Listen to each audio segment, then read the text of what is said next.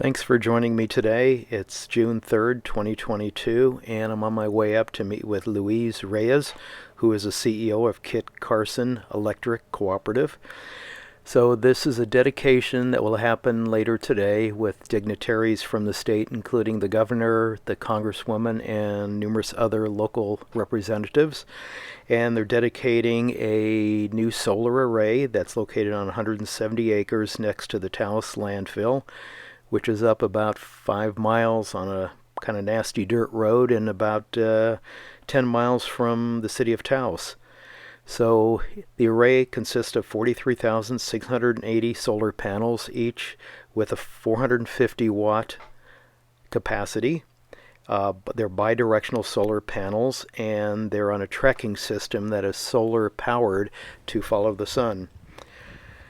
They produce approximately 15 megawatts of power, and any excess that's produced is stored in the on-site Tesla Megapacks, of which they have 10 at 1.25 megawatts. Once the array is connected to the grid, that will give a total energy footprint of 41 megawatts of distributed solar throughout their service territory, plus 15 megawatts of accompanying battery storage.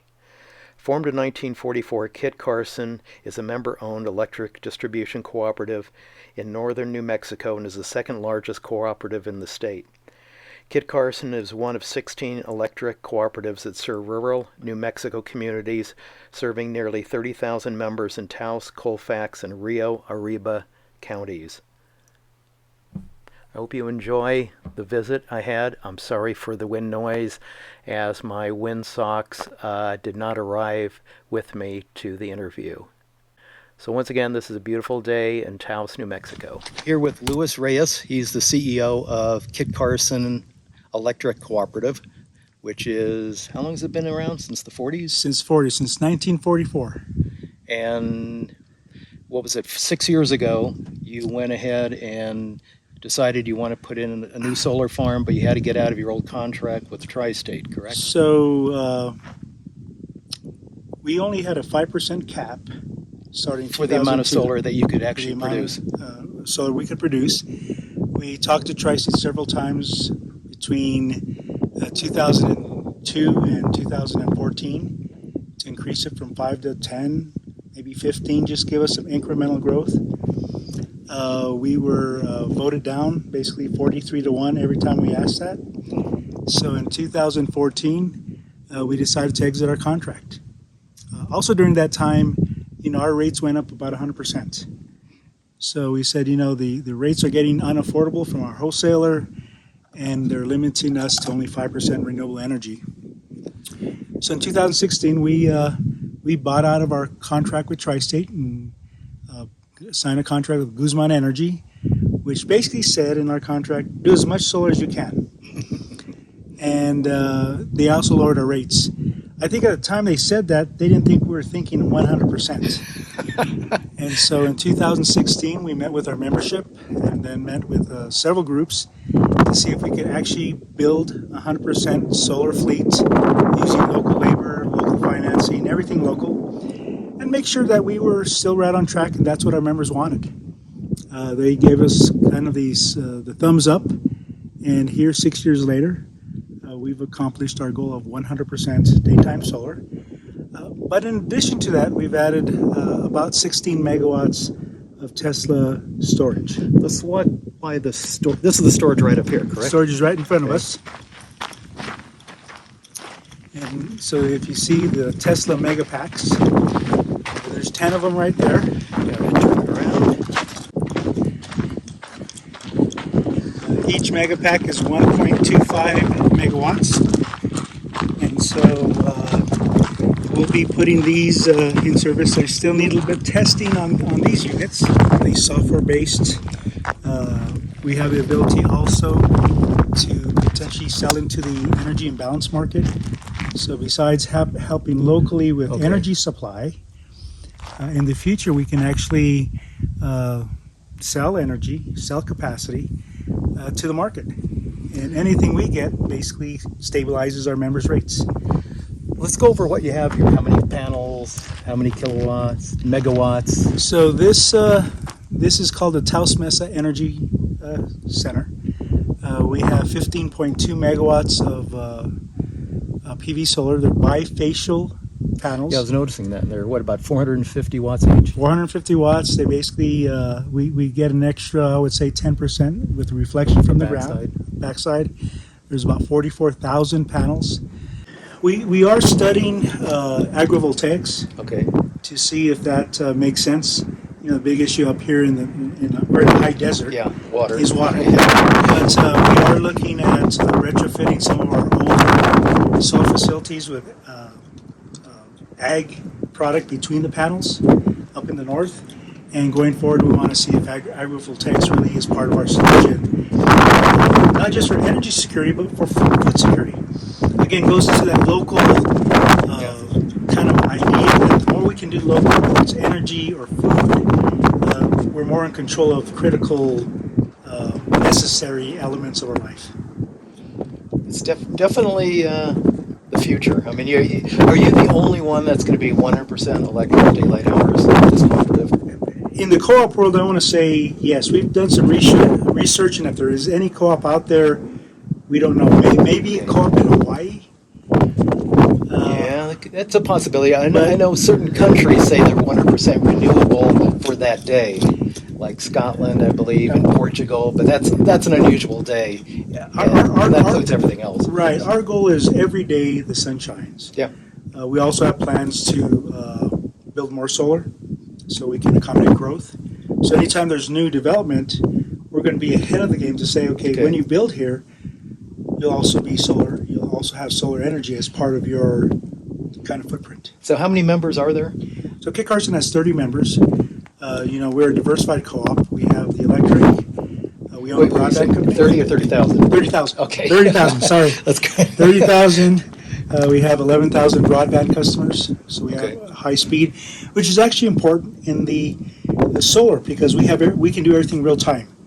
So I can actually dispatch the batteries in real time. I can dispatch my solar energy in real time. I know how my facilities in real time are responding. And since we have weather stations, we know if there's cloud cover. Inside of here. Yeah, we know if there's cloud cover. So it gives us at least more opportunities to optimize the assets locally. And for us, one of the big picture issues we're looking at is how can our community do something to combat climate change? We're standing here today, it's about 85 degrees. I've lived here all my life, and it's never been 85 degrees in June. I know, it does seem warmer than I remember. Yeah, and so at least it's cool at night. It's cool at night, which is great, but I do think we've seen extreme weather. We think these type of facilities hedge on our contribution to climate change. Solar's cheaper. The energy out of this facility is going to be less than 4 cents. That's outrageous. And I'm really cheap. I'm paying 10 times as much. Yeah, and if we bought coal today from 200 miles away, we're paying 5.5, 6 cents. So we're eliminating transmission. It's local. It's owned by the members. Yeah, you've got a lot of pluses. There's a lot more pluses. Yeah. I mean, it's like a no-brainer.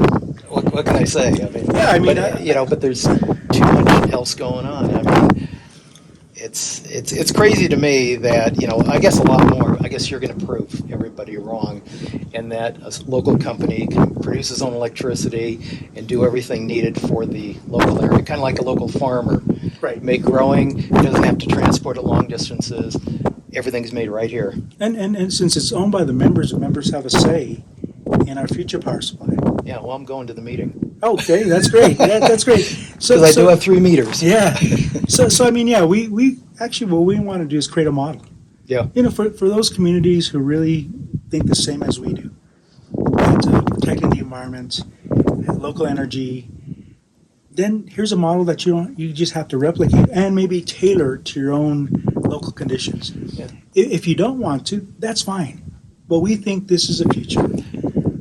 And at least in the West States, when lawmakers and regulators are closing down coal plants, gas plants, this puts us in a better position to have a daytime resource. Now I have a lot of time to figure out what my nighttime renewable resources will be.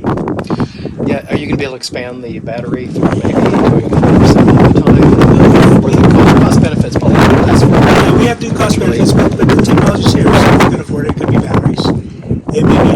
generation batteries. It may be a flywheel. Have you ever investigated Helix? The ones that makes those Yeah, flywheels yes. for 90 seconds? Yeah. Yeah. So- I actually invested in them. Okay, so I think technology is going to get us there. Yeah. I think we just have to be patient, but with at least our co-op, we'll have a lot of experience in renewable energy and how to do integrate it into the system. This is only one of 20. We actually have 20. Everything's from, let's say, a 50 kW unit Okay. to a 15 megawatt unit. Oh, you have one out near Los Ranchos, or Rancho de Taos when you come in? Yes. Yeah. That's a UNM Taos. That's a half Okay. megawatt that serves the college. We have several 1.5 megawatt arrays, and we have several 2 megawatt arrays. Okay. And so we've scaled up from small That was the T to thing. medium, Yeah. now to large, and now we have batteries. So, we've actually been in, I would say, the solar integration distribution business since 2005. So you still have room here to expand further, right? When In we this- when we in did this this, setting? yeah, when we Yeah. did this project, we got an option to go, I guess, north Okay. about 100 acres, and this is 170 acres, so we could probably put another 8 or 9 megawatts, which would give us 24, 25 megawatts here. Now, does this power get pushed up to the Ski Valley? Do they get from you, or they have their own up there? No, this will go to a big power station that serves all of Taos and Taos Ski Valley. Okay. So the whole idea is we'll supply the energy. It's clean energy. My hope is then the community will market it. I think the other thing our project brings is equity. Doesn't matter who you are. You're going to get solar energy. Money talks. Well, if exactly. people can save money, that's number one in everybody's mind. And I think there's a lot of folks in the United States, a lot of folks in northern New Mexico that want solar but just didn't have the money to put it on the rooftop. Right. Right. We've got to level the playing field. If you're a member of Carson Electric, you're going to get solar whether you like it or not, and you're going to get all the same price. And you don't have to pay to have it installed. And you don't have to pay. You don't have to maintain it. We'll take care of all that, and then when the sun doesn't shine, we'll back that up. Win-win for everyone. Yeah, I think there's more pluses. You have 100 pluses, and sure, there may be some negatives out there. People will demonstrate those or show those to me, and that's fine. We know it doesn't. The sun doesn't work at night. We know it doesn't work. It works on the cloudy other days. side of the world. Yeah. So knowing that, Yeah. then we just have to be innovative how we deploy that next generation of non-solar time energy. So as you turn it on, you're going to be testing, I guess you already have a figure about how much each day uses depending on temperature, cloud cover, and Right. everything else. So you'll be fine-tuning it over, the next month or so? Yeah, we'll be fine-tuning. We'll be programming it to make sure that everything's automatic. But yeah, once it's done, this is going to be a state-of-the-art facility in north central New Mexico.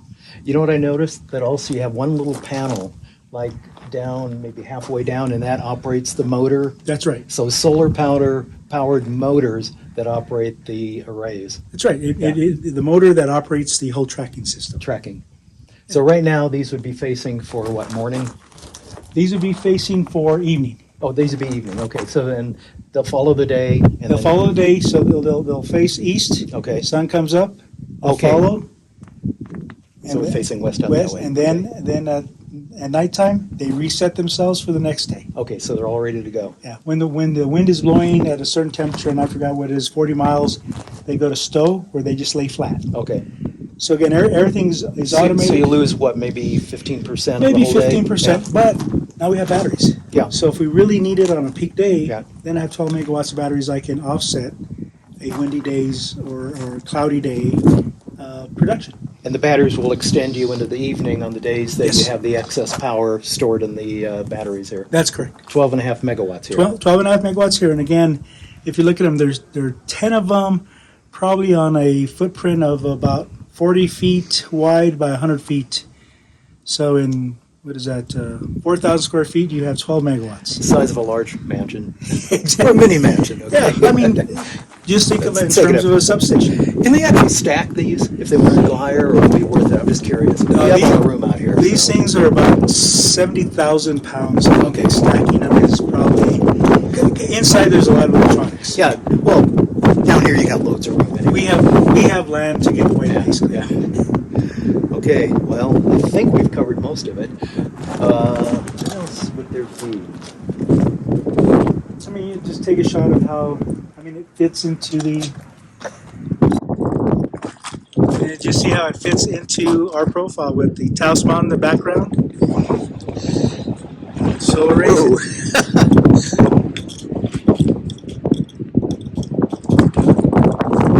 Perfect day with the clouds. We got a little wind. There's the Kit Carson electric Tesla right there. And we came up, how far is that road? About 5-6 miles? 5 or 6 miles an hour. Nasty. Look at this. So those folks who don't think Tesla's work in rural areas, they're wrong, because this one has been through the mill on rocky dirt roads. And you've had it, what, up and down for the last year, right? Oh yeah, I come in and inspect about every 2 weeks. Okay. And so it knows its way here already. And it's not broken, it runs perfect. Can you do self-driving up here on the dirt road? Probably not. Probably not. I don't think it's mapped out. A line. Okay, well I guess that's it. Thanks a lot.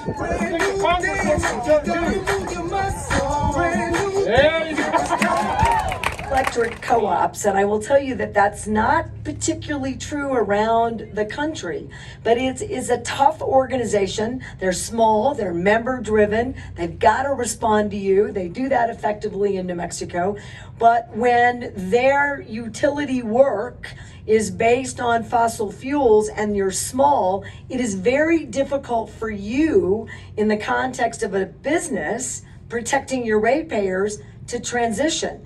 So around the country, a lot of the cooperatives have been a little bit hesitant to fully embrace moving into renewable energy. Not in New Mexico. That is not what happens here.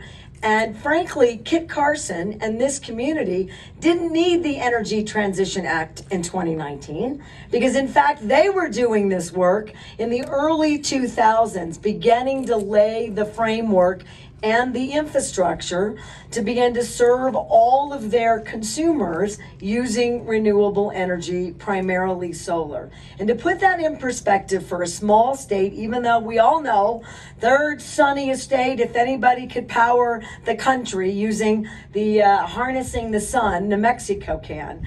But the national average for solar is about 3% of your energy portfolio. I want us to all think about that as we are all aggressively doing more than just leaning in, demonstrating we have a moral obligation to tackle the climate crisis. For those who live in its shadow, it's bad for our lungs, it's bad for our planet. They saw the excitement of what we are witnessing today. They had that vision back then. They knew that this kind of work would generate jobs at the same time that it would make us all so proud. But they also had the courage, because it took courage. It took courage to make that decision to be energy independent so they could decide on what kind of energy they needed. So thank you for your vision and courage, Kit Carson. Folks right behind the governor here. Please get in here. Somebody up, put your hands on here, guys. There's plenty of room. Chris, Senator. Lean in. Right here, everybody lean in. Lean in. Okay. Ready? On the count of 3. 1, 2, 3. Governor. Thank you, Governor.